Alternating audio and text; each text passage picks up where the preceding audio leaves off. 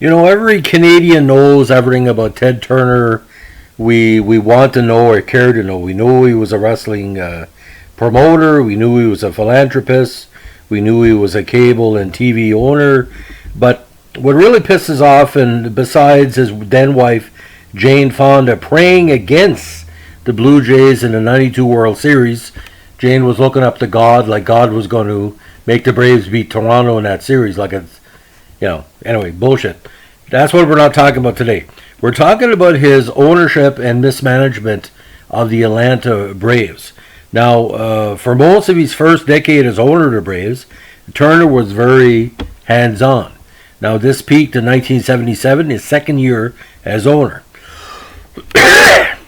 Now, Turner was suspended for 1 year by Commissioner of Baseball Bowie Kuhn on January 3rd, 1977 for his actions while pursuing the signing of free agent outfielder Gary Matthews from the San Francisco Giants.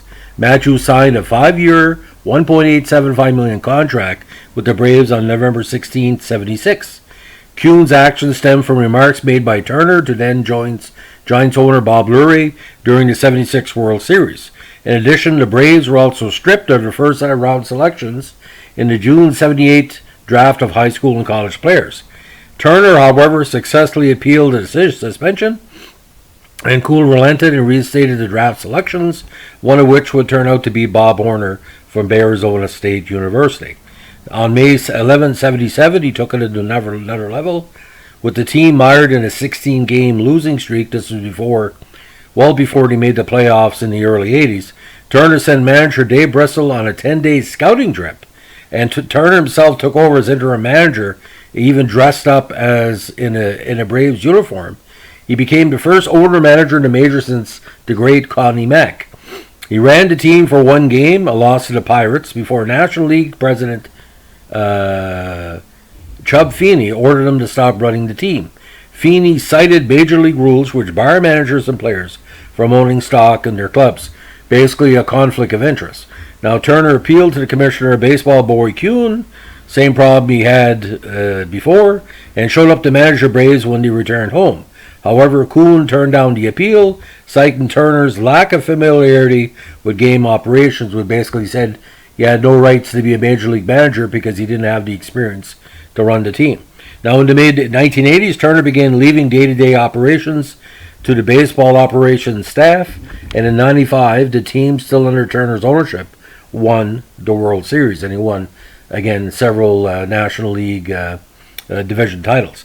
Now, Atlanta Braves were sold by Time Warner, which had assumed control after a merger with Turner, to Liberty Media in 2007. Now, what's kind of completely bizarre about this, Atlanta at the time had some of the worst jerseys in Major League Baseball. They were kind of blue pinstripe.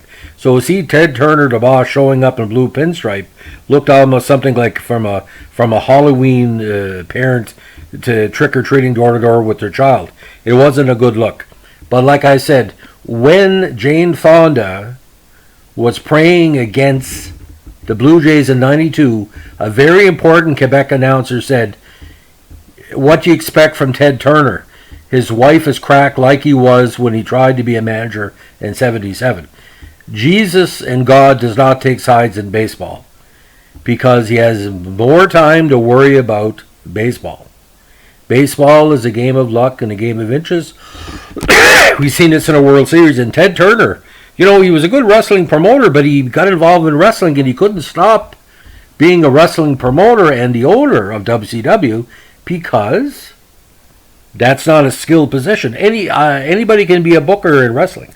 I should know. I was a booker for 15 minutes in a wrestling card I was at in Prescott because we're coming up with ideas. Anybody can be a booker. If you can write a short story, you can be a wrestling promoter. If you're a $1 billion, owner, you can't run a baseball club. Like, are you supposed to be talking baseball as a $1 billion owner? You're more interested in stocks and portfolios and all that. Anyway, Ted Turner, worst manager of all time, bar none. Not because he was a bad person managing, he just said he should have been there in the first place. Anyway, ladies and gentlemen, thanks for listening. Give me a like, comment, or subscribe. Please stay safe. We got more cases exploding in the Maritimes and all over the state, so be careful out there. Be safe. Wear your mask, and don't forget, wash your hands. Have a good day.